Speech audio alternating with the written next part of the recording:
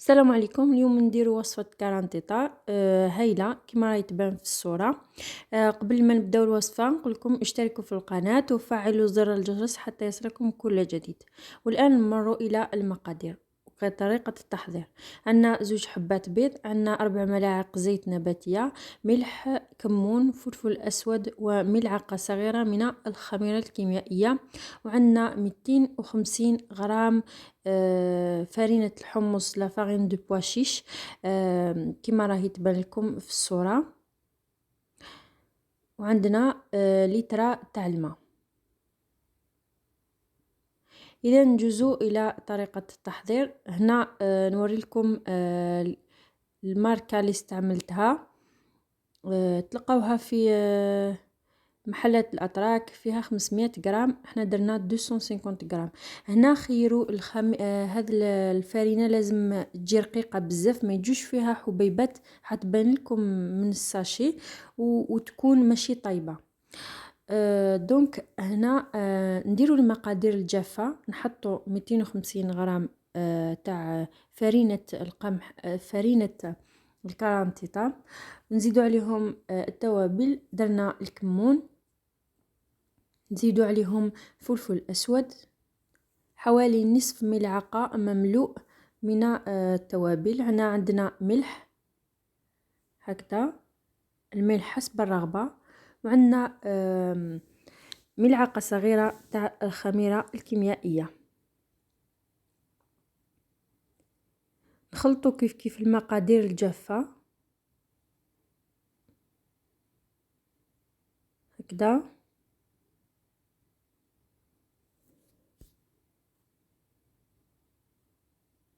نزيدوا عليهم دوكا المقادير السائلة. عندنا 2 حبات بيض، نحط البيضة الأولى،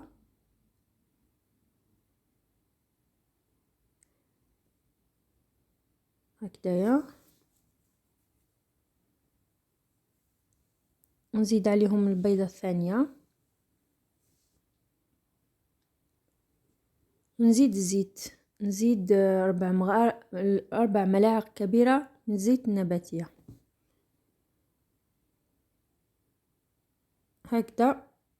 لازم نديروا هاد المقادير كيف كيف قبل ما نزيدوا الماء بكميات كبيرة. راح نزيدوا غير كمية صغيرة هكذا باش نخلطوهم هكذا باش ما يتكونوش عندنا تكتلات.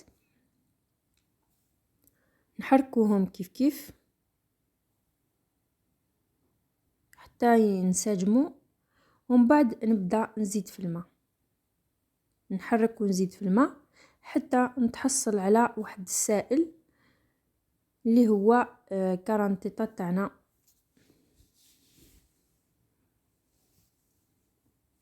كما راكم تشوفوا في الصورة. هاد الوصفة تذكرنا بالايام تاع الدراسة، كانت تدير 10 دينار، 1000 فراك، كنا نتغداو بها. هي كما نقولوا في متناول الجميع.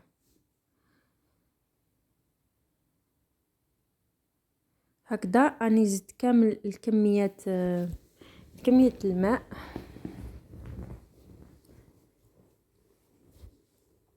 ونخلطها.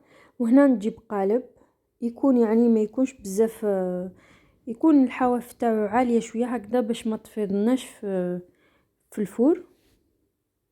دهنته شوية بالزيت باش ما تلصقش معنا. نحرك هذا الخليط شوية قبل ما نفرغه في المول هكذايا.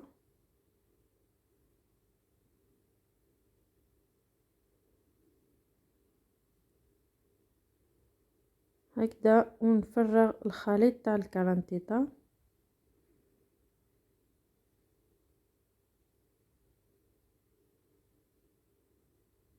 نسي كيفاش نحرك الباقي تاع القاع هكذا باش ما يبقاليش في القاع هكذا. ونكون شعلت الفرن على اقصى درجة، يكون سخون بزاف، ونديرها طيب من الفوق ومن بعد من التحت ومن بعد من الفوق، وهاي الكرانتيطة تاعنا بعد ما وجدت الذوق تاعها مختلف على تاع برا، يعني اكثر بنة، سورتو كي يجي فيها البيض، دونك تكون صحية وبنينة بزاف. هنا نقسمو الخبز تاعنا،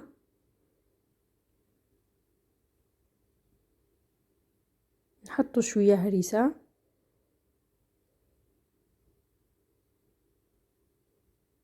هدايا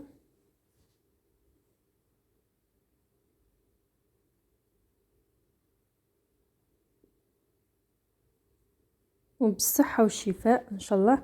تجربوا هاد الوصفة، يعني فريمون ناجحة وبنينة. هنا خليتها بردت شوية، سينو كانت جارية شوية. كل ما تخلوها تبرد كل ما تحكم روحها اكثر. دونك هنا باش تجيني سهلة للتقديم. دونك هاي الكارانتيطة كيفاش جات، تجي رائعة، تجي بنينة بزاف بزاف. جربوا هذه الوصفة وراح تعجبكم ان شاء الله وتعتمدوها.